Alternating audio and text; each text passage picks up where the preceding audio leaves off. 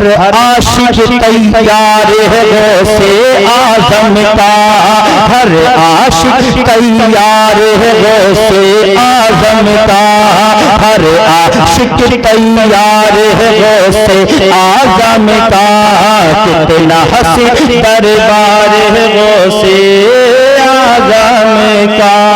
آخر شعر سماعت فرما لے، دنیا میں جتنے بھی ولی ہوں گے سرکار غوث اعظم کی جب تک مہر اس کی ولایت کے رجسٹر پر نہیں لگتی نا، تب تک اللہ اسے ولایت کا مقام عطا نہیں فرما، تب تک اللہ ولایت کا مقام۔ اب ولی وہی بنتا جس پر سرکار غوث اعظم کی مہر لگ جاتی ہے۔ کتنا حسین دمدا کتنا حسین دربار ہے غوث اعظم کا، اس کو ولایت مل جائے گی تابہ ہے، اس کو ولایت مل جائے گی تابہ ہے، اس کو ولایت مل جائے گی تابہ ہے، اس کو ولایت مل جائے گی تابہ ہے، تابہ ہے، تابہ ہے، جو سچا بیمار ہے غوث اعظم کا، جو سچا بیمار ہے غوث اعظم کا، کتنا حسین دربار ہے غوث اعظم کا، اتنا قدم دمدار ہے غوث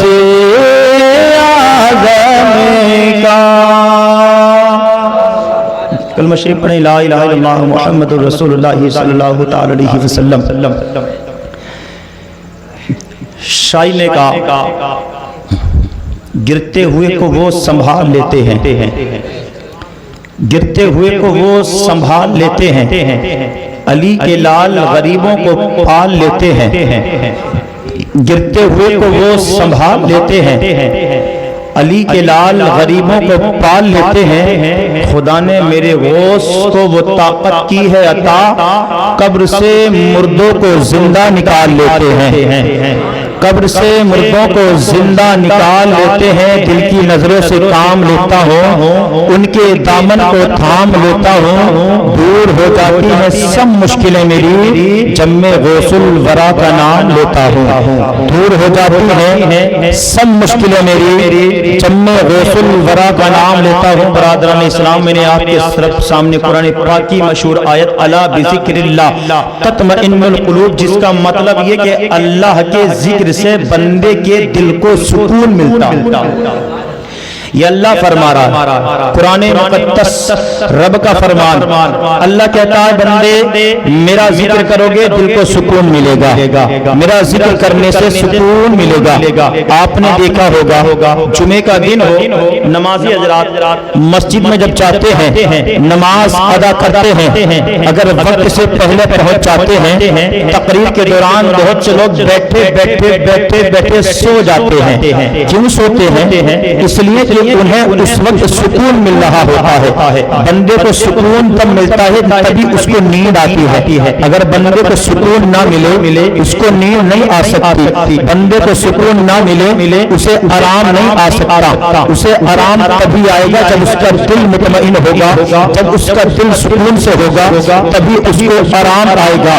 یہی وجہ ہے کہ جمعے کے روز لوگ مسجد میں بیٹھ کر کے سونے لگ جاتے ہیں، یا محفل میلاد پاک میں لوگ آتے ہیں بیٹھے سونے لگ جاتے ہیں۔ کیوں سوتے ہیں؟ اس لیے کہ اس کو دل کو سکون ملتا ہے۔ اللہ نے یہی تو فرمایا کہ اللہ کے ذکر سے بندے تیرے دل کو سکون ملے گا۔ حضرات محترم، آج ہم اپنے آپ کو دیکھیں، صرف ہماری ہی بات نہیں ہے بلکہ رب نے جتنی بھی مخلوقات پیدا فرمائی صرف مخلوقات کی بات نہیں ہے، یہاں تک کہ یہ چرند پرندے اللہ کا ذکر کرتے ہیں، سمندر کی مچھلیاں اللہ کا ذکر کرتی ہیں، یہ جانور اللہ کا ذکر کرتے ہیں، یہ پیڑ اور پودے اللہ کا ذکر کرتے ہیں، دنیا کی جتنی بھی چیز ہے یہ اللہ کا ذکر کرتی ہے، جانور بھی اللہ کا ذکر کرتے ہیں۔ لکھا ہے جب تک مچھلی رب کا ذکر کرتی رہتی ہے کسی شکاری کے شکار میں نہیں آ سکتی، جب تک سمندر کی ندی نالے چشمے کی مچھلیاں رب کا ذکر کرتی رہتی ہیں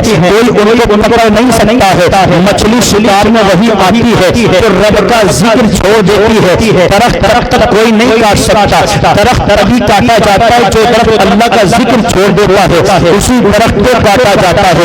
जमीन की हरियाली तब तक हरी रहती है जब तक अल्लाह का जिक्र करती है, जमीन की हरियाली हरी रहती है। इसलिए लिखा है कि कब्रिस्तान के अंदर हरी घास को काटना नहीं चाहिए, इसलिए कि वो हरी घास तस्बीह करती है, अल्लाह का जिक्र करती है, और अल्लाह का जिक्र मरने वाले के पास होता है, तो अल्लाह अपने जिक्र की बरकत से मरने वाले के गुनाहों को माफ फरमा देता है। इसी वजह से लिखता है कि कब्रिस्तान के अंदर हरी घास को काटा नहीं जाना चाहिए, यानी कि घास जब तक हरी रहती है अल्लाह का जिक्र करती है, और जब ये सूख जाती है तो अल्लाह का जिक्र छोड़ देती है। गोया को पता चला समंदर की मछली तब शिकार में आती है जब वो अल्लाह के जिक्र को छोड़ देती है।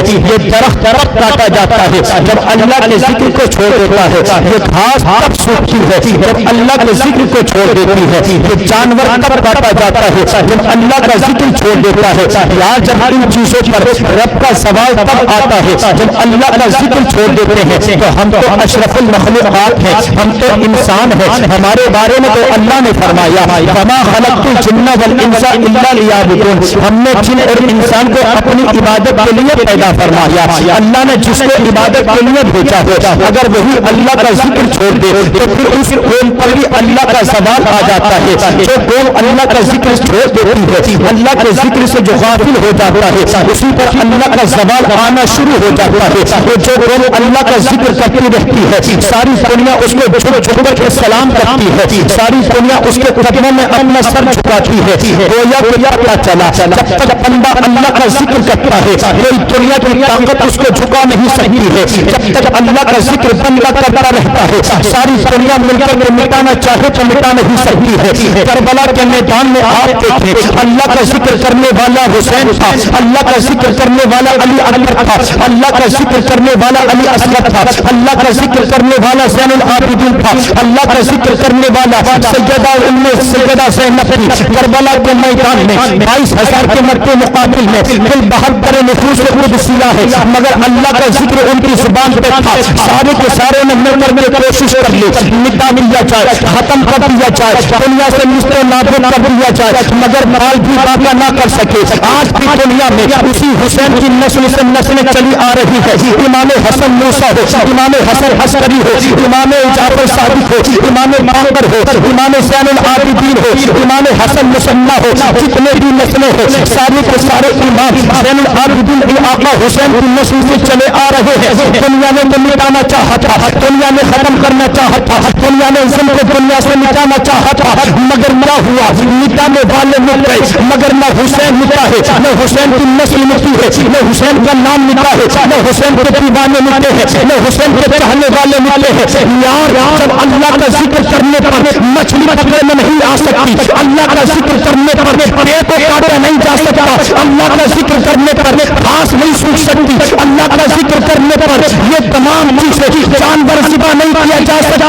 तो जब इनकी ताकत इनकी शान है कि ये अल्लाह का जिक्र करते रहे, कोई इन पर हावी नहीं हो सकता। तो गोया के जब तक मुसलमान अल्लाह का जिक्र करता रहेगा, सारी दुनिया मिलकर के कोशिश कर ले, सारी दुनिया मिटाना चाहे, मगर जब तक इसकी जुबान पर अल्लाह का जिक्र रहेगा, दुनिया तो मिट सकती है मगर मिटाने वाला मिट जाएगा, मगर ये कौन नहीं मिट सकती है।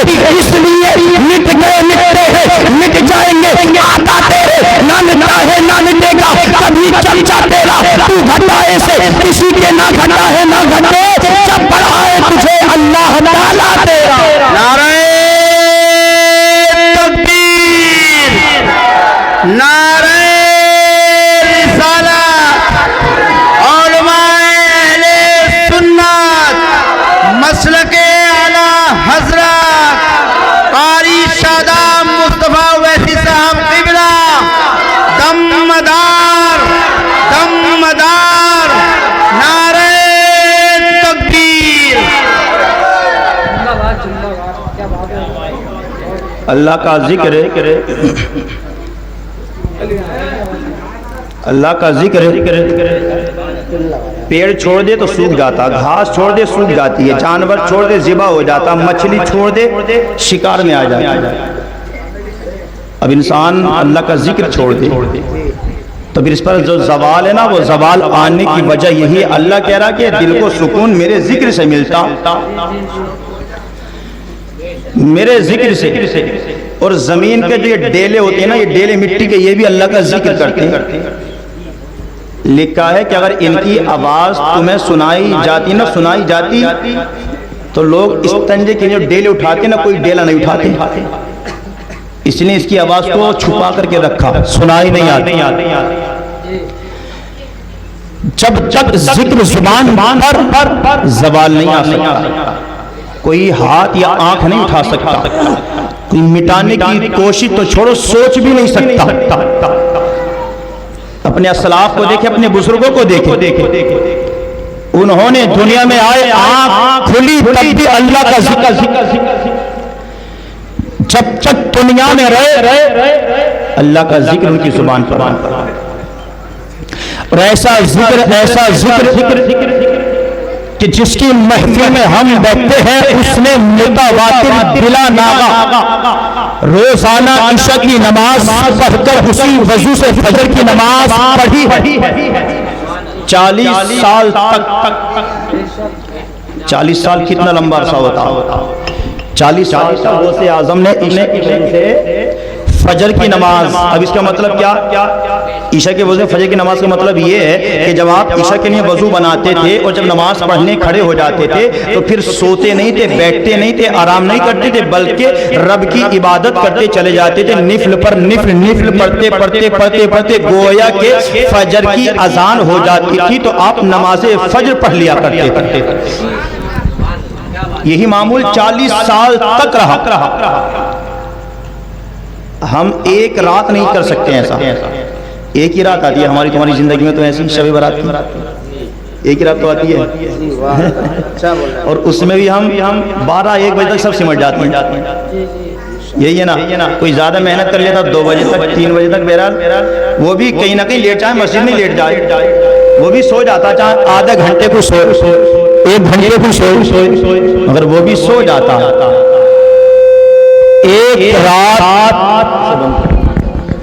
ایک رات ہمیں ایسی ملتی، ہم سے اس ایک رات میں بھی عبادت۔ غوث اعظم متواتر 40 سال تک اللہ کا ذکر اس حالت میں کرتے کہ جو فجر کے عشاء کے لیے بنا لیا اسی سے فجر کی نماز پڑھتے۔ جب یہ پڑھتے، جب ان کا وہ ذکر کرتے تبھی تو اللہ نے بھی ان کو وہ مقام عطا فرما دیا کہ آج تک ہی نہیں بلکہ صبح قیامت تک دنیا انہیں بھول نہیں سکتی۔ اور پھر رب نے ان کی نگاہ میں ان کی زبان میں وہ تاثیر رکھی کہ زبان سے جو کہہ دیں اللہ فوراً اس کو پورا فرما دے۔ نگاہ اٹھا کر کے انہونی کی طرف دیکھ لے تو وہ ہونی ہو جائے۔ اگر غوث اعظم دریائے کچرا پر چلے جائیں اور بوڑھی ضعیفہ کو روتا ہوا دیکھ کر کے اس کی مدد فرما دے اور دریا کی طرف نگاہ ڈال کر کے رب سے کہہ دے مولا تیرے حبیب کا لاڈلا اس عورت، اس بڑی ضعیفہ بوڑھی عورت کا درد دیکھ نہیں سکتا، دعا میں کرتا ہوں عطا کی فرما دے۔ اکلوتا بیٹا تھا واپس عطا کر دے تو 12 سال کے بعد ان کی نگاہ پڑ جائے تو 12 سال کی ڈوبی برات زندہ واپس نگاہ یہ زبان کا حال یہ ایک اور عورت ہے اپنے چھوٹے سے بچے کو لے کر کے آئی، ہاتھ پکڑا، غریب تھی، کمزور تھی، گھر میں اتنا نہیں تھا کہ کچھ کھا پی سکے، کسی اپنے بیٹے کی پرورش کر سکے۔ اس نے سوچا کہ لاؤ عبد القادر ہیں، بڑے سخی ہیں، بڑا لنگر چلتا ہوں، بڑے دسترخوان سجتے ہیں، اپنا پرایا دوست دشمن سب کے سب کھاتے ہیں، لاؤ اپنے بیٹے کو ان کے پاس چھوڑ دوں، کچھ سیکھ بھی جائے گا اور پل بھی جائے گا، کھا پی کر تندرست بھی ہو جائے گا۔ یہ نیت لی عورت نے، چلی گئی غوث اعظم کی بارگاہ، بیٹے کو پیش کر دے گا، سرکار آپ کے دسترخوان تو بہت بڑا ہے، بہت لنگر چلتا آپ کا، اپنے پرائے دوست دشمن سبھی کھاتے ہیں، میرا بیٹا ہے، میں گھر سے بہت کمزور ہوں، میرا کوئی کرنے دھرنے والا نہیں ہے، میں ہوں اور یہ میرا اکلوتا بیٹا بہت کمزور ہے، آپ اسے اپنے پاس رکھ لیں، کچھ آپ کے پاس رہے گا تو کچھ سیکھے گا بھی، کچھ پڑھے گا بھی اور کھا پی کر کے تندرست بھی ہو جائے گا۔ آپ نے فرمایا ٹھیک ہے ماں، چھوڑ دے، چلی جاؤ۔ آپ نے ماں نے اس بیٹے کی ماں نے چھوڑ اپنے بیٹے کو چھوڑ کر کے واپس گئی۔ واپس جانے کے بعد میں نا کچھ دنوں کے بعد بعد خیال آیا کہ لاؤ بیٹے سے تو مل کے آئیں. جیسے ہی آئی نا تو بوڑھی نے جب دیکھا نا تو سرکار غوث اعظم کے پاس بیٹھ کر کے وہ بچہ کھانا کھا رہا تھا. جب اس عورت نے دیکھا تو پیروں تلے زمین نکل گئی. ماں کی ممتا کا جو دل تھا وہ دل پھٹ گیا. ماں کی آنکھوں میں آنسو آ گئے. دیکھتی کیا ہے کہ غوث اعظم تو مرغے سے کھا رہے تھے, اس کا بیٹا چٹنی سے کھا رہا تھا. اس کا بیٹا چٹنی سے, غوث اعظم مرغے سے کھا رہے تھے. ایک چیز ہے نا, سرکار غوث اعظم کو مرغا بہت پسند تھا, اور یہ کہیں کہیں بولا بھی جاتا کہ مرغے والے نا, تو غوث اعظم کو مرغا بہت پسند تھا. غوث اعظم مرغے سے کھا رہے ہیں, بیٹا بوڑھی کا چٹنی کھا رہا ہے. اب کون سی ایسی ماں ہوگی کہ جو اپنے بیٹے کی یہ حالت دیکھ کر کے وہ خوش ہو جائے. وہ اور حضرات محترم ماں غوث اعظم کی بارگاہ میں آئی اور آنے کی بات کیا تھا, سرکار بڑا نام سنا تھا آپ کا, بڑی تعریفیں بڑے چرچے سنے تھے آپ کے, آپ ایسا کرتے ہیں, آپ تو اتنا اچھا کھا رہے ہیں اور میرے بیٹے کو چٹنی کھلا رہے ہیں. یہ کیا معاملہ ہے کہ آپ مہمانوں کے ساتھ ایسا ہی سلوک کرتے ہیں, کیا مہمانوں کو ایسا ہی کھلاتے ہیں؟ غوث اعظم سنتے رہے, بوڑھی عورت بولتی رہی. غوث اعظم نے کہا ماں کچھ اور بھی کہنا, بولی نہیں بس نہیں کہنا تھا. اب میں اپنے بیٹے کو آپ کے پاس نہیں رکھوں گی, اگر چٹنی سے ہی کھلانا تھا تو میں بھی تو کھلا دیتی.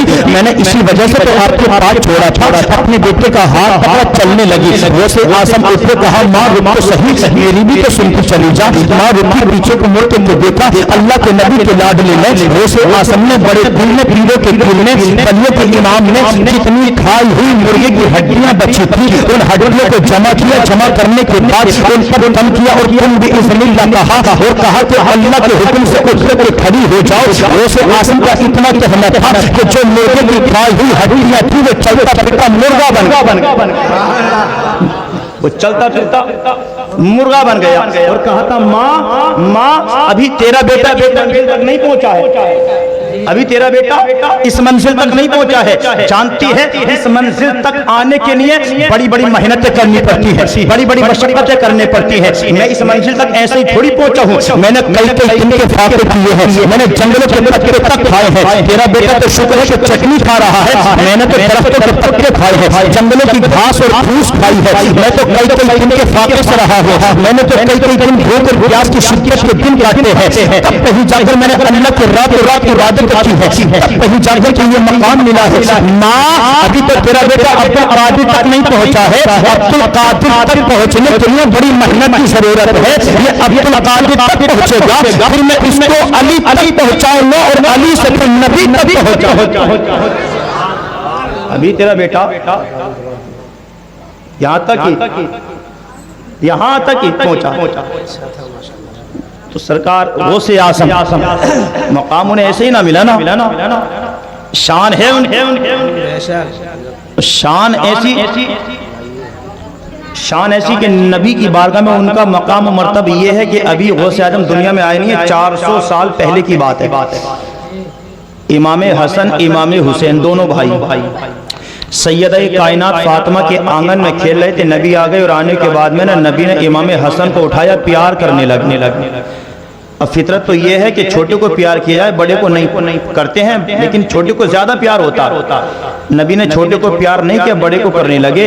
حضرت فاطمہ نے کہا ابا جان آپ بڑے کو پیار کر رہے ہیں, چھوٹے کو کیوں نہیں؟ تو نبی نے فرمایا, نبی نے کہا بیٹی یہ جو حسین ہے نا, میں اس کی نسل سے دیکھ رہا ہوں جتنے امام ہوں گے وہ سارے امام حسین کی نسل سے ہوں گے, مگر عبد القادر کی نسل سے, مگر حسن کی نسل سے کوئی امام نہیں ہوگا, بس ایک ہی بیٹا ہوگا.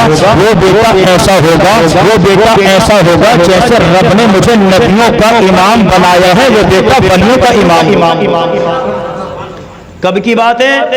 دنیا میں آنے سے 400 سال پہلے کی بات. نبی کہہ رہے ہیں کہ سارے امام حسین کی نسل سے ہوں گے, مگر حسن کی نسل سے کیونکہ سرکار غوث اعظم اپنے باپ کی طرف سے حسنی سید ہے اور ماں کی طرف سے حسینی سید ہیں. اس نے کہا حسنی حسینی دونوں طرف سے آپ کا شجرہ ملتا ہے, علی تک پہنچتا ہے.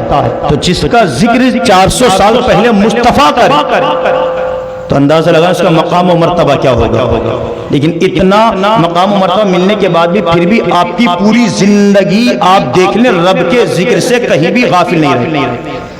ہر وقت آپ اللہ کا ذکر کرتے رہتے، رب کا ذکر کرتے رہتے، اور جب ذکر کرتے رہے نا تو پھر اللہ نے ان کی نگاہ میں وہ تاثیر پیدا فرما، وہ کمال پیدا فرما کہ آپ پیدا ہو گئے، دنیا میں آ گئے، دنیا میں آنے کے بعد اپنی ماں سے کہتے ہیں ماں ایک بات بتاؤ۔ ماں نے پوچھا کیا بات ہے بیٹا؟ بولی بتاؤ میرے دنیا میں آنے سے پہلے کوئی ایسا واقعہ، کوئی ایسی بات بتاؤ جو تمہارے لیے بہت زیادہ عجیب بات ہو۔ ماں نے یاد کرنے کہا ہاں بیٹا ایک بات ہے۔ بولے کیا؟ بولے جس وقت تو میرے پیٹ میں تھا، میں اس وقت حاملہ تھی، پریگننٹ تھی نا، تو اس وقت ایک دروازے پر مانگنے والا آیا تھا، اور جب میں اس کو دینے کے لیے گئی تھی نا تو اس نے مجھے تنہا سمجھ کر، اکیلا سمجھ کر اس نے دیکھا گھر میں کوئی نہیں ہے، میں اکیلی ہوں، تو اس نے میرے سونے کے کنگن پر ہاتھ لپکنا چاہا، یعنی کہ چوری کے ارادے سے ہاتھ بڑھانا چاہا۔ تو بیٹا میں نے دیکھا کہ اس وقت پاس ہی کے باغ میں سے ایک شیر آیا، دہاڑتے مارتا ہوا، بڑے بڑے پنچوں والا، بڑے بڑے منہ کے ساتھ وہ شیر آیا، اور آنے کے بعد اس سائل کو، مانگنے والے کو، فقیر کو اٹھا کر اپنے جبڑے میں دبا کر کے لے کر کے چلا گیا۔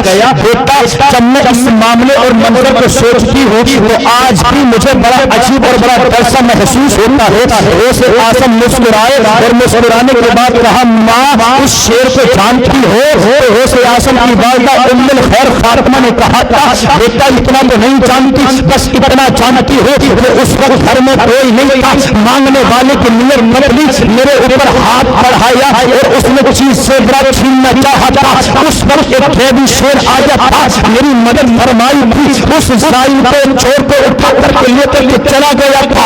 اسے پاک فرماتے ہیں ماں وہ شیر شریعتی جنگل کا شیر نہیں تھا، بلکہ وہ کوئی اور نہیں، یہی عبد القادر شیر بن کر اپنی ماں کی حفاظت کرنے آیا۔ سبحان اللہ سبحان اللہ، واہ واہ حضرت واہ، شیر ماشاء اللہ، کوئی اور نہیں تھا، یہی عبد القادر اپنی ماں کی حفاظت کے واسطے آیا تھا۔ اب ذرا غوث اعظم کے دیوانوں، غوث اعظم سے محبت کرنے والوں، ذرا دیکھو تو صحیح، جس غوث کو رب نے وہ طاقت بخشی ہو دنیا میں آنے سے پہلے جو اپنی ماں کی حفاظت کر سکتا ہے، وہ دنیا میں آنے کے بعد اپنے غلاموں کی بھی حفاظت۔ اور دیکھیں پھر یہی واقعہ، پھر آپ نے یہ بات سنی، سننے کے بعد کہا ماں میرا ایک احسان بھی تو ہے تم پہ۔ کیا کہا ماں میرا ایک احسان بھی تو ہے تم پہ۔ ماں نے پوچھا ابھی ذرا سا بچہ ہے اور احسان کون سا احسان؟ احسان کرنے کے لیے تب کہتا وہ اچھا لگتا کہ تو بڑا ہوتا، کما کے لاتا یا کچھ کرتا میرے لیے تو ٹھیک بھی تھا کہ ہاں میرا احسان ہے، چھوٹا سا بچہ صحیح سے چلا جاتا نہیں ہے، احسان کون سا ہے؟ غوث اعظم نے فرمایا ماں میرا تم پر احسان یہ ہے، یاد کرو جس وقت میں تمہارے شکم میں تھا، اس وقت جب تمہارا دل چاہا تھا کہ میں انگور کھا لوں، کیونکہ یہ اکثر عورتوں کی ہوتی نا فطرت، جب اس حال سے ہوتی تو دل چاہتا عجیب چیزوں کو۔ غوث اعظم عبد القادر فرماتے ہیں ماں میں تمہارے پیٹ میں شکم میں تھا، تمہارا دل چاہا تھا انگور کھا لوں، گھر کے دروازے پر انگور کی بیل لگی تھی اور تم نے انگور کھانے کے لیے ہاتھ بڑھایا تھا، انگور کے خوشے پر ہاتھ لگانا چاہا تھا، اس وقت تمہارے پیٹ میں درد ہوا تھا، یاد ہے؟ تو ماں نے کہا تھا ہاں بیٹا یاد ہے، میرا دل چاہ رہا تھا، بڑی شدت کے ساتھ دل کہہ رہا تھا کہ انگور توڑ کر کے کھا لے، جیسے میں نے انگور کے گوشے پر ہاتھ لگانا چاہا تھا بس میرے پیٹ میں درد ہوا اور اتنی شدت کا درد ہوا تھا کہ میں وہیں پر پیٹ کو پکڑ کے بیٹھ گئی تھی۔ اسے پاک فرماتے ہیں ماں وہ درد میں نے ہی تو دیا تھا۔ ماں نے کہا تھا بیٹا تو پھر یہ کون سا احسان ہوا؟ وہ تو تکلیف دی تھی انہوں نے تو مجھے تکلیف دی تھی، یہ احسان کی کون سی بات ہے؟ تو اسے پاک فرماتے ہیں ماں جو تم نہیں دیکھ رہی تھی میں آپ کے شکم سے میں اپنی آنکھوں سے وہ دیکھ رہا تھا۔ اسے پاک فرماتے ہیں ماں کیا دیکھ رہا؟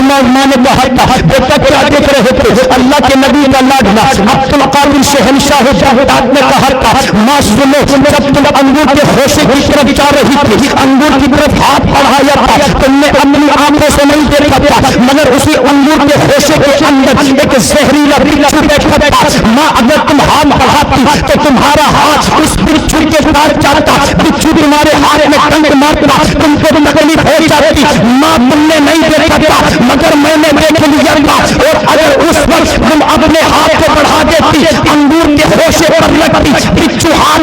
परमात्मा तुम्हें तकलीफ होगी उससे बेहतर था मैंने तुमको तकलीफ दी थी। तो प्यारे जरा तवज्जो से जुमले को सुनना। तो होशे आजम की निगाह की शान ये है कि मां के पेट के अंदर से अंगूर के होशे के अंदर पैदा हुआ बिच्छू को देख सकता है।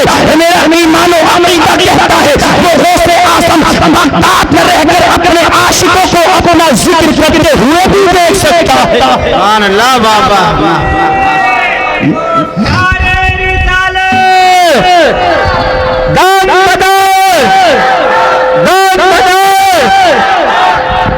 वाह वाह सुभान अल्लाह माशाअल्लाह। देख सकता है दुनिया में आने से पहले की निगाह की हाथ और शान ये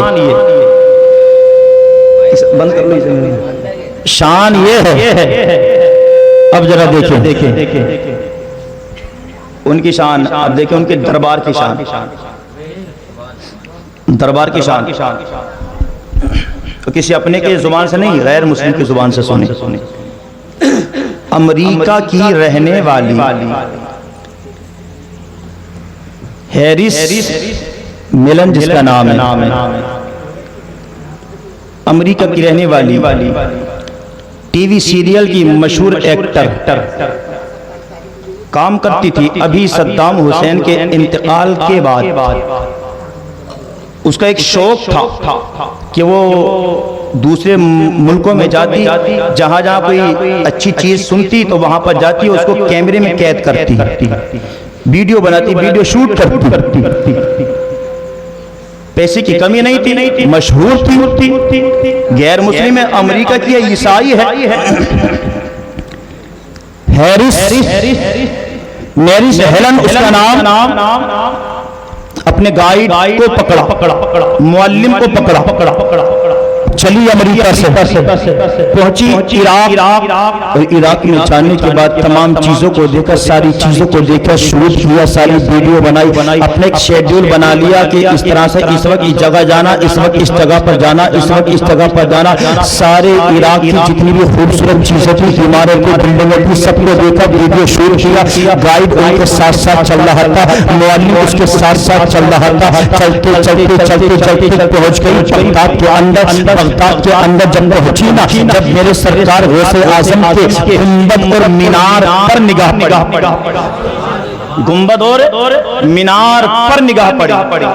अच्छा देखे ना, ये गुंबद और मीनार जो होता है ना, ये भी बंदे के दिल को खींचता, अगर अच्छा हो तो। हाँ, अच्छा हो तो दिल को खींचता। बगदाद के अंदर पहुंची, अपनी बाइक को रोकने के बाद में कुछ देर खड़ी उस मीनार को देख रही कि जिस मीनार को सद्दाम हुसैन ने बनवाया था। सरकार गौसे आजम के गुंबद को देख रही है, कभी मीनार को देख रही है, कभी गुंबद को देख रही है, कभी मीनार को देख रही है। मैरिस हेलन जिसका नाम है, अमेरिकी टीवी सीरियल में काम करने वाली है, पैसे की कमी नहीं है, बड़ी अहलो माल है, गाइड मुअल्लिम साथ में है।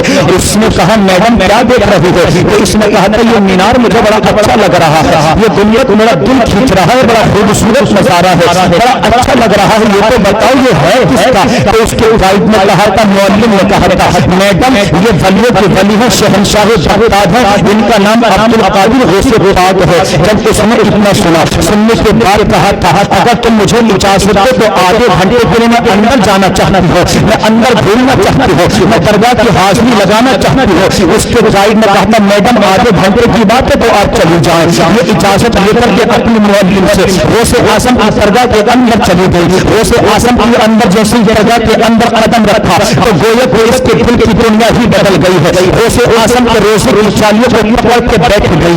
1 घंटा हो गया, आधा घंटा हो गया, बाहर नहीं आई। 2 घंटा, 3 घंटा, 4 घंटा, 5 घंटा, इसी तरह से बैठे उसे पूरे 8 घंटे हो गए, मगर न इसका दिल भरा, न इसका दिल बाहर जाने को चाहा था। सारी दुनिया भूल चुकी थी, सारी दुनिया की रंगीनियां भूल चुकी थी। ये बैठी 8 घंटे हो गए। इसका मुअल्लिम अंदर आया, इसका गाइड अंदर आया और अंदर आने के बाद कहा था मैडम का चलने का इरादा नहीं है, आधे घंटे को बोला था, यहाँ पे पूरा दिन आपने गवा दिया है, क्या बात है, चलना नहीं है, सारा शेड्यूल, सारा टाइम टेबल बेकार हो चुका है। आपको वहां जाना था, वहां जाना था, वहां जाना था, आपने तो सारा वक्त यही पर खर्च कर दिया। अल्लाह अल्लाह वो अमेरिकन ईसाई लेडीज कहती है, वो मेरे भाई میرے معلم سن تو صحیح، اس لیے میرا ٹائم یہاں پر خرچ ہوا ہے، اس لیے میرا ٹائم یہاں پر کہ میں نے بڑے بڑے پیسے میں نے کمائے ہیں، بڑے بڑے عالیشان ہوٹلوں کے روم میں میں رہی ہوں، بڑے بڑے اچھی شرابیں میں نے پی ہے، بڑے بڑے اچھے بنگلوں میں میں رہی ہوں، بڑے اچھے اچھے ٹور میں نے کیے ہیں، بہترین سے بہترین ملکوں میں میں گھومی ہوں، مگر میرے دل کو کہیں سکون نہیں ملا ہے، کہیں میرے دل کو وہ آرام و اطمینان نہیں ملا جو سکون مجھے اس مرد کلندر کے روزے کی چالیوں کو پکڑنے کے بعد ملا ہے۔ او میرے قائد معلم سن، مجھے وقت کا پتہ نہیں چلا، مجھے ٹائم کا پتہ نہیں چلا ہے، تو اس کے قائد نے کہا تھا میڈم کو پھر ارادہ کیا ہے، چاہتی کیا ہو، کیا ماننا ہے، ذرا کھل کے تو بتاؤ۔ اس امریکی عیسائی لیڈیز نے کہا تھا، اس میڈم نے کہا تھا، ٹی وی سیریل کے ایکٹر نے کہا تھا، اس ہیرس ملن نے کہا تھا، او میرے معلم سن لے، ساری دنیا میں گھوم چکی ہوں، سارے شوق میں نے پورے کر لیے ہیں، مگر کہیں میرے دل کو سکون نہ ملا۔ آج اس اللہ کے ولی کے مزار کی جالی کو پکڑا ہے، ایسے سکون ملا ہے جو اب تک میری زندگی میں کہیں مجھے سکون حاصل نہ ہوا۔ او میرے قائد میرے معلم، اب میرا دل چاہتا ہے کہ میں اسی دربار میں مر جاؤں، اس دربار کو چھوڑ کر کے واپس نہ جاؤں۔ اور اس نے کہا تھا، او میرے قائد سن لے، میرا دل یہ کہتا ہے جب اس نبی کے لاڈلے بیٹے کی جالیوں کو پکڑنے میں دل کو اتنا سکون مل رہا ہے، تو اس مصطفیٰ کے روزے کی جالیوں کو پکڑنے میں کتنا سکون ملتا ہوتا۔ نعرہ تکبیر، نعرہ رسالت، اب کو قادری جیلانی غوث اعظم، داد بدر، سبحان اللہ۔ پورا دن میں اچھا ہی، اب اس وقت میں کوئی اچھا نہیں بول رہا جاتا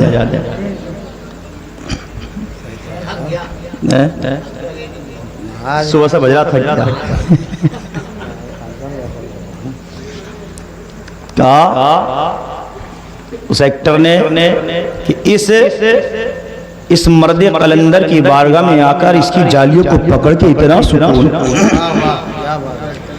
اتنا سکون ہے تو پھر اس نبی کے روزے کی جالیوں میں کتنا سکون ہو، وہاں پر کتنا سکون ہوگا۔ اس نے کہا ساری دنیا میں گھومی ہوں کہیں سکون نہیں ملی۔ جلوہ گلے گلزار ہے غوث اعظم کا، کتنا حسین دربار ہے غوث اعظم کا، جس کے دربار کی شان یہ ہو، جس کے دربار کی شان یہ ہو تو ذرا سوچے کہ خود اس کی شان کیا ہوگی۔ جب ان کے گدا بھر دیتے ہیں شاہان زمانہ کی جھولی، محتاج کا جب یہ عالم ہے مختار کا عالم کیا ہوگا، ہر کوئی فدا ہے بن دیکھے دیدار کا عالم کیا ہوگا، ہر کوئی فدا ہے بن دیکھے دیدار کا عالم کیا ہوگا۔ لا جواب بے مثال علم ان کا تو دیکھیں اس کا کوئی جواب نہیں، کرامت دیکھیں تو کوئی جواب نہیں، ان کا تقوی پرہیزگاری دیکھیں تو کوئی جواب نہیں، اور پھر سب سے بڑی بات کہ ان کا اگر لباس پہراوا دیکھیں تو اس کا بھی کوئی جواب نہیں۔ اتنا بہترین اور اتنا مہنگا لباس پہنتے تھے کہ جس راستے سے گزر جاتے تھے لوگ کھڑے ہو کر دیکھا کرتے تھے، اور اتنا قیمتی لباس، اتنا بہترین، اتنا قیمتی لباس، تو گویا کہ اچھا لباس پہننا غوث اعظم کی سنت ہے۔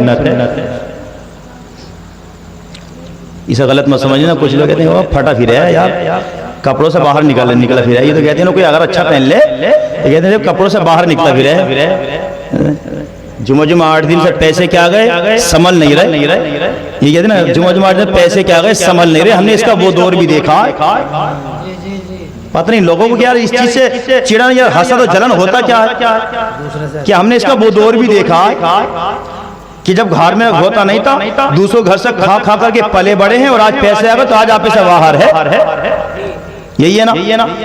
تو یہ دور تو غوث اعظم کا بھی تھا نہیں تھا، غوث اعظم کا دور یہ تھا جب خود وہ گھاس کھا رہے ہیں، پتے کھا رہے ہیں، اور اس کے بعد پھر کئی دن کے بھوکے پیاسے رہ رہے ہیں، اتنے بھوکے پیاسے کہ پیٹ کو پکڑ کے بیٹھ جاتے تھے، روتے تھے، کئی دن بھوکے پیاسے، پھر الٹے زمین پر لیٹ کر کے قرآن کی آیت پڑھتے تھے، ان مال عسری یسرا، جس کا مطلب یہ ہے کہ ہر مشکل کے بعد اللہ آسانی پیدا فرماتا ہے۔ ہر مشکل کے بعد اگر آپ کو بولے اگر آج میرے ساتھ میں یہ مشکل ہے تو کل انشاءاللہ وہ وقت بھی آئے گا کہ یہ مشکل ٹل جائے گی۔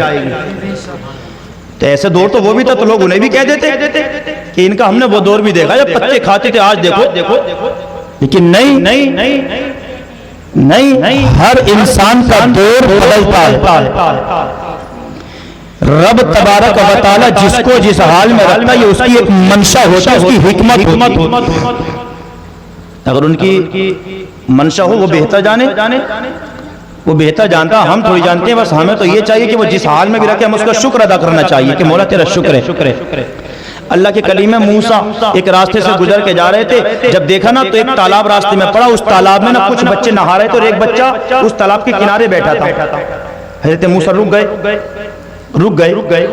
رکنے کے بعد دیکھ رہے بچے وہ نہا رہے تھے اور ان کا ایک بچہ تالاب کے کنارے بیٹھا تھا، وہ نہا نہیں رہا تھا، اس کا چہرہ کچھ اداس تھا. آپ اس بچے کے پاس گئے، پوچھا بیٹا تو کیوں نہیں نہا رہا، تو کیوں اداس بیٹھا؟ تو اس نے کہا کہ میں کیا نہاؤں، میری ٹانگیں کمزور ہیں، مجھ سے کھڑا تک نہیں ہو جاتا، چلا تک نہیں جاتا، میں بیٹھ کے بس دیکھ سکتا ہوں. اللہ کے کلیم نے موسیٰ ترس آ گیا، خیال آ گیا رب کے بارے میں، ہاتھوں کو اٹھا کر دعا کر دی مولا اس بچے کی ٹانگیں تندرست کر دے. اب نبی کی دعا ہے تو قبول تو ہونی ہے، لیکن رب نے فرمایا میرے کلیم اس کی اگر ہم نے ٹانگیں سے اسے معذور رکھا تو اس میں بھی ہماری ایک حکمت ہے. رب نے کہا مولا جانتا ہوں تیری حکمت ہے، مگر مجھ سے اس بچے کا یہ اداس، اس کے دوست اس کے ساتھی نہا رہے ہیں، یہ اداس مایوس بیٹھا اور دل میں یہی اس کے تمنا اس وقت خیال ہوگا اگر میری بھی ٹانگیں تندرست ہوتی تو میں بھی ان کے ساتھ کھیل کودتا. مولا ٹھیک کر دے. ٹھیک کر دیا. اچانک ٹانگیں تندرست ہو گئی، تالاب میں اس نے چھلانگ لگائی، وہیں پر نہاتے نہاتے 2-3 کو ڈبو دیا.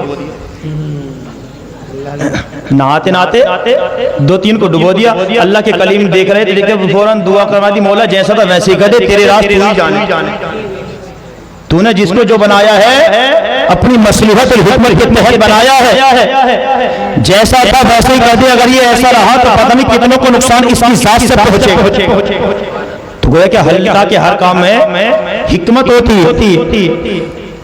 اتنا مہنگا لباس غوث اعظم پہن کے بازار جاتے تو لوگ ان کے لباس کو خالی دیکھتے تھے، کھڑے ہو کے جہاں تک نگاہ جاتی لوگ دیکھتے تھے اور دیکھتے نہیں تھے. جو چور چوری کرتے تھے نا، جو چور چوری کرتے تھے وہ بھی دل میں سوچتے کہ یار بس لباس ان کا مل جائے تو زندگی سنور جائے. اب آپ اندازہ لگا لو جب چور یہ دعا کر رہا ہے، یہ دل میں تمنا کہ اگر لباس ان کا مل جائے تو زندگی سنور جائے، تو اندازہ لگا کتنا قیمتی کتنا مہنگا ہوگا. ایسا جبہ ایک نے پکڑ لیا تھا پیچھے ایک نے پکڑ لیا تو پیچھے پکڑا اور چلا گیا پیچھے غوث اعظم کے گھر میں گھس گیا. گھسنے کے بعد باہر نکلنا چاہا تو پکڑا گیا، ڈر گیا، بولا سرکار غلطی ہو گئی معاف فرما دے. آپ نے فرمایا تھا ارے غلطی نہیں ہوئی ہے، وہ پچھلی زندگی تھی، اب تو نے یہ دامن کس کا پکڑا؟ پچھلی زندگی تھی اسے چھوڑ، اب دامن کس کا پکڑ لیا ہے؟ اب تو وہ نہیں بچا جو تھا، اب تو قادری بن گیا ہے. ہمارے برکت سے دعاؤں سے ہمارے دامن پکڑنے کی بنا پر اللہ نے دل خطاؤں کو معاف فرما. چور تھا پہلے تھا اب نہیں ہے. ایک اور چور تھا نا ایسی.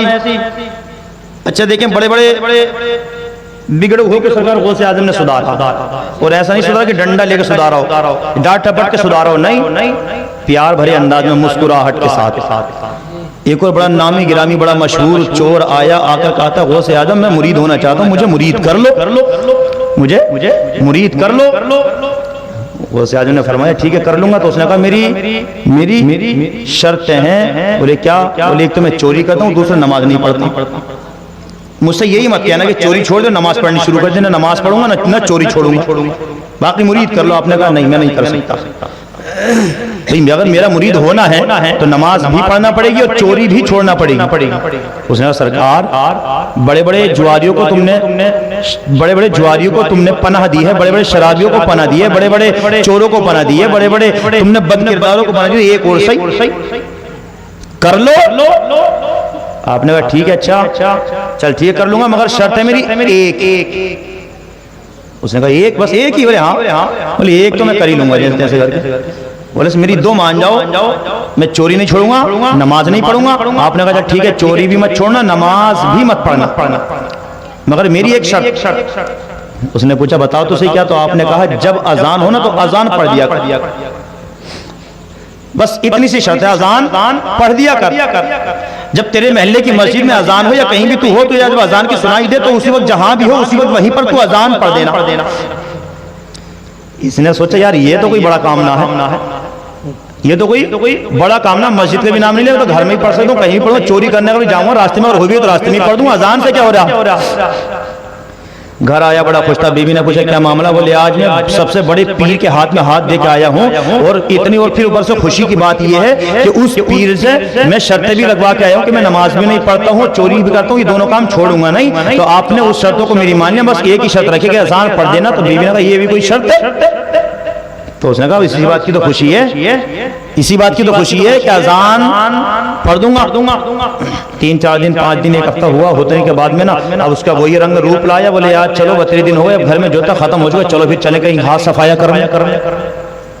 گھر سے نکلنے کے بعد دور راستے پر ایک بہترین عالیشان محل تھا، بہت بڑا محل تھا، اس محل کو اس نے نشانی پر رکھا ہوا تھا کہ اس محل میں ایک بار موقع مل جائے نا تو پھر زندگی بھر بیٹھ کر کے کھاؤں گا۔ یہ اپنے گھر سے نماز عشاء کے بعد، یعنی اس نے سوچا کہ اگر پہلے جاؤں گا تو راستے میں پڑھنی پڑے گی، اس لیے بہتر یہ کہ اذان عشاء کی گھر پہ پڑھ دوں اور چلا جاؤں، باقی فجر کی اذان سے پہلے تو آ ہی جاؤں گا، فجر کی اذان سے پہلے تو آ جاؤں گا۔ گیا جانے کے بعد میں اس محل کے اندر پہنچا، اندر جب گیا داخل ہوا تو جب اس کے اندر گیا تو چاروں طرف مال ہی مال دکھائی دیا، یہ تو جیسے چکر میں پڑ گیا۔ وہ آپ جانتے ہیں کہ حبس کی کھوپڑی پھر بڑھ جاتی ہے، ختم نہیں ہوتی، اس نے سوچا کہ یار سب بھر لوں، یہ بھر لوں وہ بھر لوں، اس نے بوریاں بھرتا رہا، دیوار کے پاس ڈالتا رہا، بھرتا رہا، اسی طرح کرتے فجر کا وقت ہو گیا، کچھ بوریاں باہر ڈال دی، کچھ بوریاں وہیں پر رکھی تھی، اتنے میں فجر کی اذان ہو گئی، اور آپ جانتے ہیں کہ فجر کی اذان جماعت سے تقریباً 1 گھنٹہ پہلے ہوتی ہے۔ اس نے سوچا کہ یار اذان ہو گئی، میرے پیر نے کہا تھا کہ اذان پڑھ دینا، نماز کی تو کوئی قید یا شرط نہیں ہے، اذان کے لیے کھڑا ہو گیا۔ اذان جیسے ہی پڑھی تو محل والے جتنے لوگ شاید سو رہے تھے، نوکر چاکر گھر والے سب جاگ گئے، سب نے جب چاکر کے اٹھ کر کے دیکھا کہ اذان ہو رہی ہے، اذان ہو رہی ہے، سب اٹھ کر کے آ گئے۔ اس نے جب دیکھا کہ یار لوگ جاگ گئے تو اس نے جھوٹ موٹ کی ایسی نماز کی نیت باندھی، بولے نماز کی نیت باندھوں گا تو یہ لوگ ادھر ادھر ہو جائیں گے، میں فوراً کود کے چلا جاؤں گا، میں فوراً کود کے چلا جاؤں گا۔ اب جب اس میں نوکر چاکر ہر طرح کے ہوتے ہیں، بڑا دربار تھا، بادشاہ کا دربار ہے، بڑا دربار ہے، تو کسی نے سوچا ہو سکتا کہ نئے ہماری نماز کے لیے امام صاحب کو انتظام کر لیا ہوگا، یہ امام صاحب دکھیں، نئے امام صاحب آئے۔ نوکروں نے بولے ہو سکتا ہے، کیونکہ جب بہت سارے نوکر تو ایک دوسرے سے ناواقف ہوتے ہیں، ایک دوسرے کا پتہ نہیں، تو وہ اپنے اپنے کمروں میں سب آرام کر رہے ہوتے ہیں۔ صبح اٹھے تو انہوں نے سوچا کہ رات کسی امام کا انتظام کر لیا، دیکھا یہ وہی ہیں، اذان پڑھ دی، اب سنتوں کی نیت باندھ لی ہے، سب کے سب نماز کے لیے اذان کی آواز سن کر سارے نوکر چاکر سارے محل کے لوگ گھر کے اندر آ گئے۔ آنے کے بعد میں سب وضو بنا کر کے اس کے پیچھے کھڑے ہو گئے، وہ سنتوں کی نیت باندھتا، اس سوچ کر کے اس نے صرف نماز کی نیت سے نہیں باندھی تھی، یہ سوچ کر کے نیت باندھی تھی کہ یہ اپنے اپنے کام میں لگ جائیں گے، کوئی وضو میں لگ گیا، کوئی پیشاب لیٹرن کے ادھر ادھر ہو جائے گا، میں فوراً رفع چکر ہو جاؤں گا۔ جیسے اس نے سنتوں کی نماز کی نیت مانتے کہ نماز سے فارغ ہو کر سلام پڑھے تو سب کے سب پیچھے جماعت بنائے کھڑے، سب کے سب پیچھے کھڑے تھے۔ اب اس نے دیکھا، بولے آج مر گئے، آج مر گئے، آج نہیں بچیں گے، آج نہیں بچیں گے۔ اب یہ بیٹھا ہوا دیکھتا رہا، وہ بھی انتظار میں کہ امام صاحب فارغ ہو کر فرض نماز کی نیت باندھ۔ اب یہ بھی بیٹھے تھے، وہ بھی بیٹھا تھا، یہ بھی بیٹھے تھے، وہ بھی بیٹھا۔ اس نے سوچا کہ یار کیا کریں کیا نہ کریں۔ اس نے جیسے ہی کھڑا ہوا تو پیچھے سے لوگوں نے کہا حضرت نماز پڑھاؤ، حضرت نماز پڑھاؤ، سورج نکلنے کا وقت ہونے والا ہے۔ تو اس نے سوچا کہ یار اب کیا اگر اب تو پھانسی گئے، چلو لاؤ سچائی بتا دو، اس سے تو بہتر ہے کہ جھوٹ بولوں گا تو زیادہ مار پڑے گی، سچائی بتاؤں گا تو ہو سکتا ہے کسی نہ کسی کو رحم آ جائے، کسی نہ کسی کو رحم آ جائے۔ کسی نے کہا بھائی تم مجھے امام سمجھ رہے ہو، یہ تمہاری غلط فہمی ہے، غلط سوچ ہے، میں کوئی امام نہیں ہوں، میں تو چور ہوں، چوری کرنے کے لیے آیا تھا۔ ان لوگوں نے کہا یہ تو آپ کا بڑک پن ہے، کوئی بھی بڑا انسان اپنے آپ کو بڑا نہیں کہتا، وہ یہی کہتا رہے یار ہم تو کچھ بھی نہیں ہے، بس تمہارے قدموں کی دھول ہے، یہ تو تمہارا بڑک پن ہے کہ تم نے اذان پڑھی، ہم نے اپنے کانوں سے سنا، تم نے سنت پڑھی، ہم نے اپنی آنکھوں سے دیکھا، تم کہتے ہو میں چور ہوں، یہ تو تمہارا بڑک پن ہے، تم اپنا अपना वो परहेजगारी लोगों के सामने जाहिर करना नहीं चाह रहे हो, नमाज पढ़ा दो। इसने सोचा कि यार अब क्या करें, चलो ये कह रहे चलो नमाज पढ़ा दो। इसने नियत बांध ली, नियत बांधने के बाद जैसे फर्ज नमाज में फारिग हुए सलाम किया, सलाम करने के बाद दुआ के लिए हाथ उठाए, दुआ मांगी, दुआ मांगने के बाद अब जब लोगों ने इससे मुसाफा किया तो कोई इसके हाथ चूम रहा था, लोग आदत के साथ इसको सलाम कर रहे थे, लोग इसके हाथ चूम रहे थे, इधर लोग इसके हाथ चूम रहे थे, उधर इसके दिल के अंदर का जो सन था वो खुल रहा था, दिल की दुनिया बदल रही थी। इधर गौसे आज़म मदरसे में बैठे मुस्कुरा रहे थे और अपने बच्चों के तलबा के बीच में कह रहे थे मेरी तो मैं उसकी दो मांग कर नहीं फंसा, वो मेरी एक मांग कर के फंस गया, वो मेरी एक मांग कर के फंस गया।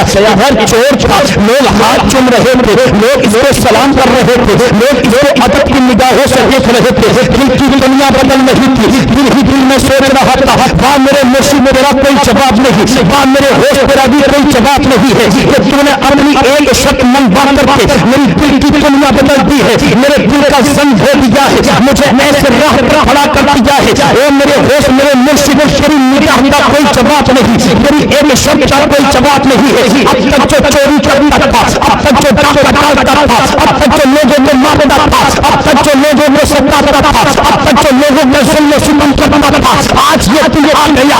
वाह मेरे मुर्शिद तेरी एक निगाह का बड़ी, तेरी एक निगाह की बात है, मेरी जिंदगी का सवाल है, ये बोलता है दिल ही दिल में सोच रहा था वाह मेरे मुर्शिद एक शक क्या मानी, बस एक शक मानकर लोग हाथ चूम रहे हैं, लोग मदद से सलाम कर रहे हैं। अगर मैं पूरी जिंदगी नमाज पढ़ने लगा, पूरी जिंदगी तकवा परहेजगारी करने लगा, पूरी जिंदगी मैं इबादत करने लगा, तब मेरी इज्जत का हाल क्या होगा।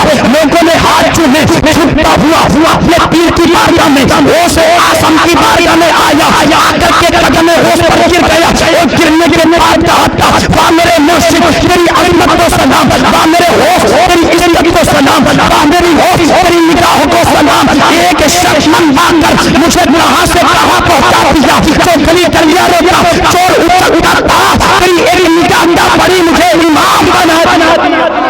नारे तकबीर, नारे रिसालत, गौस अब्दुल कादरी जिलानी, साबिर पाक, दम बदौर, दम बदौर, दम बदौर, नारे तकबीर।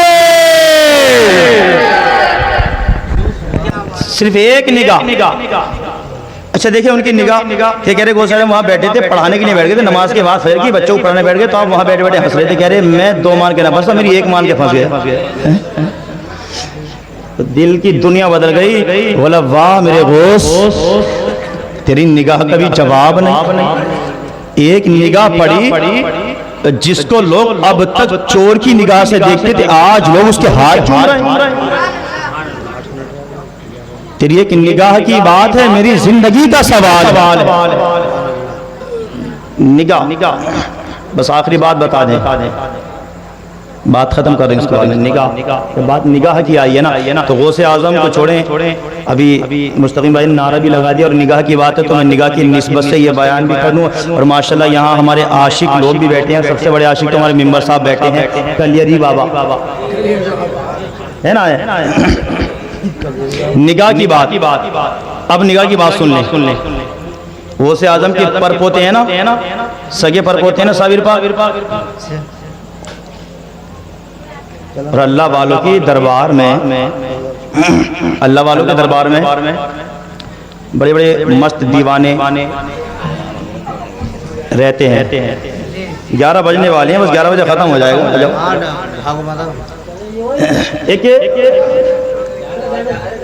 एक इंसान बस मस्त था, मस्त साबिर पाक का मस्त था, दीवाना था।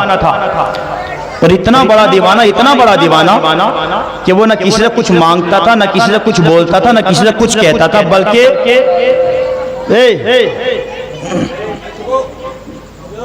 क्या बोलता था, किसी से कुछ कहता नहीं था, मांगता नहीं था, बस क्या करता था वो गौसे आज़म वो सरकार साबिर पाक के आस्थाने पर ना पोंछा लगाता था। कभी कपड़े अपने बदन के कपड़े उतारकर, कुर्ता शर्ट उतारकर उसी से पोंछा लगाता, उसी को पहन लेता। ये ना मोहब्बत करने वालों का अंदाज है। پھر پوچھا لگاتا پہن لیتا اور وہیں پر فرش پہ انہیں کے فرش پہ وہیں پر سو جاتا. لوگ اسے پاگل دیوانہ مجنون کہتے تھے. وہ یہی کام کرتا تھا کیونکہ عشق تھا اسے صابر پاک سے سچا عشق. کپڑے سے پونچھا لگاتا, لیٹ جاتا, بیٹھ جاتا, پھر پونچھا لگاتا, اسی کو پہن لیتا, اسی سے پونچھا لگاتا, اور کبھی اپنے بدن کو رگڑ کے اس سے پونچھا لگاتا تھا. پونچھا لگاتے لوگ اسے پھر ماموں کہنے لگے. لوگ اسے ماموں کہنے لگے. یہ ماموں ہے, ماموں. اور یہ بھی ہے کہ کسی کو بیوقوف بنانا ہو تو اسے بھی ماموں ہی کہتے ہیں. ماموں کہنے لگے. اب جب عشق کرتے کافی وقت ہو گیا اور آپ جانتے کہ اللہ کا ولی کسی کو کچھ عطا کرنے سے پہلے اس کو دیکھتا بھی تو ہے کہ یہ محبت کتنی کرتا, کب تک یہ میرے دربار میں آتا ہے یا مجھے کب تک میری بارگاہ میں آتا ہے. جب اسے کافی وقت ہو گیا تو ایک دن پونچھا لگا کر کے صابر پاک کے آنگن میں وہیں پر سو گیا. جیسے ہی ماتھے کی آنکھ بند ہوئی قسمت کی آنکھ کھل گئی. قسمت کی آنکھ کھل گئی. صابر پاک کے روزے سے ایک روشنی ظاہر ہوئی, اس کے ماتھے پر پڑی اور پڑھنے کے بعد اس نے اپنے ماتھے کی نگاہوں سے دیکھا کہ سامنے کلیئر کا دولہا کھڑا ہے. سامنے کلیئر کا دولہا کھڑا ہے. اور کھڑا ہونے کے بعد میں اب نگاہ جب پڑی تو کیا کہا صابر پاک نے؟ کہا تھا سنو, تم کافی وقت سے ہماری خدمت کر رہے ہو, یہاں پر رہ رہے ہو, اب ہم تمہیں ایک نوکری دیتے ہیں کہ فلاں بستی میں جاؤ اور جہاں جا کر دین کا کام کرو. وہاں پر اللہ کے ولیوں کے اور اسلام کے منکر وہ ہوتے ہیں, وہاں جاؤ کام کرو. جیسے اس کی آنکھ کھلی نے جو ایڈریس جو پتہ دیا تھا یہ وہاں پر چلے گئے. جانے کے بعد بستی کے باہر انہوں نے اپنی جھونپڑی ڈالی. ڈالنے کے بعد میں اب یہ بستی میں گھومتے پھرتے آتے جاتے, یہ کسی سے کچھ نہیں بولتے. بستی کے اندر وہاں بھی لوگ انہیں دیوانہ پاگل مجنون کہتے تھے, دیوانہ پاگل مجنون کہتے تھے. اور یہ میں تو یہ کہتا ہوں کہ جس پر اللہ کے ولیوں کی نگاہ ہو جائے تو وہ دیوانہ نہیں ہوتا, پھر سب سے بڑا عقل مند انسان ہوتا ہے, وہ سب سے بڑا ہوشیار ہوتا ہے وہ. اب یہ ماموں وہاں پر رہتے ایک دن ان کے دل میں خیال آیا کہ آؤ چلو آج چائے پیئیں گے, آؤ آج چائے پیئیں گے. اب اپنی جھونپڑی سے اٹھنے کے بعد میں گئے تو جب دیکھا نا ایک گھر کے دروازے پر گئے تو ایک عورت نے اسی وقت بھینس دھو کر کے بالٹی رکھی تھی. انہوں نے دیکھ لیا, دیکھنے بعد کہا کہ ہمارا چائے کو دل چاہ رہا ہے, تھوڑا سا دودھ دے دے. تو یہ عورت بھی تھا نا, اس نے بھی سوچا کہ پاگل ہی تو ہے, لاؤ ایسے جھوٹ بول کر کے ٹرکا دیں آگے. اس نے کہا بابا دودھ نہیں ہے. تو انہوں نے کہا ابھی تو دھوئی ہے تو نے رکھی بالٹی, اور رکھیے بالٹی ابھی تو دعا ہے. تو اس نے سوچا شاید انہوں نے دھوتا ہوا دیکھ لیا دکھے یا رکھتے ہوئے دیکھ لیا. اندر گئی, جانے کے بعد بالٹی کو وہاں سے ہٹا کر کے الگ رکھا, اور الگ رکھنے کے بعد کہا بابا دودھ نہیں ہے, کہو کہیں اور چلے جاؤ, کسی اور کے پاس سے لے لو. اب یہ جو صابر پاک کا دیوانہ تھا جس کا نام ماموں پڑ گیا تھا, یہ ماموں اس بھینس کے قریب گئے.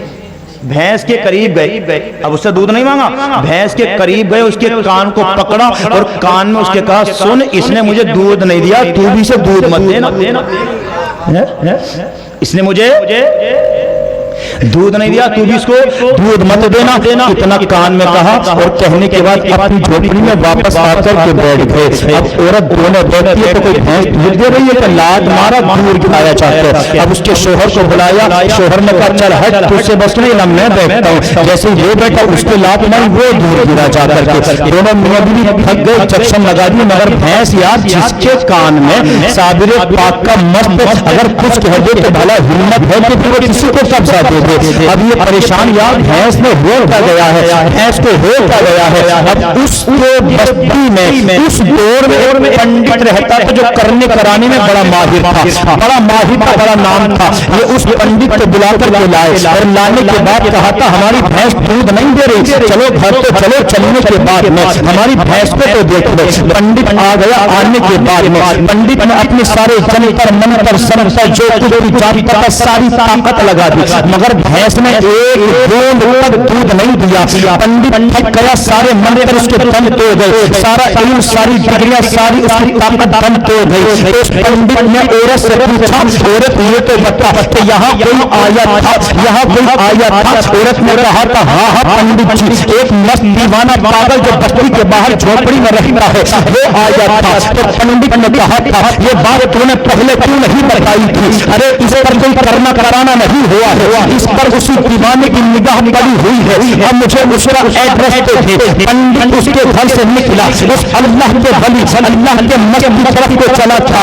اس ماموں کی جھوپڑی میں پہلے سے ہی 4-5 لوگ بیٹھے تھے. ماموں بیٹھا بیٹھے ہنس رہے تھے, بیٹھے بیٹھے ہنس رہے تھے. لوگوں نے پوچھا ماموں ہنس کیوں رہے تھے؟ تو ماموں نے کہا تھا ارے ہنسنے کی بات یہ ہے کہ پنڈت کلمہ پڑھنے کے لیے آ رہا ہے, پنڈت اسلام میں داخل ہونے آ رہا ہے, پنڈت کلمہ پڑھنے آ رہا ہے. لوگ بیٹھے بیٹھے دیکھ رہے تھے. پنڈت دروازے پر آیا اور آنے کے بعد کہا تھا اے باپا اے طوفان یہ تو بتا تو نے بھینس کے پاس جا کر کون سا منتر مارا ہے, کون سا ایسا عمل کیا ہے کہ میرے سارے منتر جو آج تک کبھی فیل نہیں ہوئے ہیں آج پہلی مرتبہ میرے سارے منتر فیل ہو گئے ہیں. اللہ کے اس مست نے کہا تھا جس پر میرے سرکار صادر پاک کی نگاہ پڑی تھی, اس نے کہا تھا اے پنڈت جی میں نے کچھ منتر نہیں مارا, میں نے کچھ پڑھا نہیں تھا, بس قرآن نے اتنا کہا تھا اس نے دودھ نہیں دیا تو بھی دودھ مت دینا. اس پنڈت نے اتنا سنا اور سننے کے بعد کہا تھا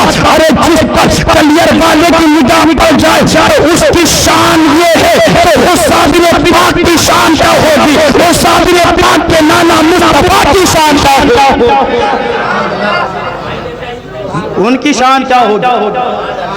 اس نے کہا پنڈت نے کہا ماموں بس اب تک جو تھا جیسے کٹی تھی اب دیر نہ کریں. جس نے تمہیں یہاں بھیجا اسی صابر کے نانا کا کلمہ پڑھا دے, اسلام میں داخل کروا. نگاہ اگر پڑ جائے تو یہ حال ہو جائے. نگاہ کا کمال یہ ہے نا کہ تیری ایک نگاہ کی بات میری زندگی کا سوال ہے. جب تک نہ پڑے جب پڑ جائے نا تو پھر انشاءاللہ قسمت کی معراج ہو جاتی ہے, زندگی سنور جاتی ہے, زندگی سنور جاتی ہے, بدل جاتی ہے. اور شاعر نے بڑے خوبصورت انداز میں کہا کہ زندگی تو سب جی رہے ہیں مگر اس طرح سے جینا تو کیا بات ہے. زندگی تو سب جی رہے ہیں مگر اس طرح سے جینا تو کیا بات ہے. یہ زندگی یہ تو سب جی رہے ہیں مگر اس طرح سے جینا تو کیا بات ہے. دائیں اجمیر ہو بائیں اجمیر ہو دائیں بغدادی ہو, دائیں اجمیر ہو دائیں بغدادی ہو, سامنے ہو مدینہ تو کیا بات ہے. دائیں اجمیر ہو دائیں بغدادی ہو, سامنے ہو مدینہ تو کیا بات ہے. آخر شیز دیکھے کہ مشک و عنبر کی خوشبو سے کیا فائدہ, بس لگا لو تو خوشبو ختم ہو جائے. مجھ کو ملنے تو ایک بوند مل جائے گر, مجھ کو ملنے تو ایک بوند مل جائے گر, مصطفیٰ کا پسینہ تو کیا بات ہے. دائیں اجمیری ہو دائیں بغدادی ہو, سامنے ہو مدینہ تو کیا بات ہے. حضرات اللہ تبارک و تعالی ہم تمام کو عمل کی توفیق عطا فرمائے, ان کی پکی سچی محبت ہمارے دلوں میں پیدا فرمائے. کلمہ شریف پڑھیں لا الہ الا اللہ.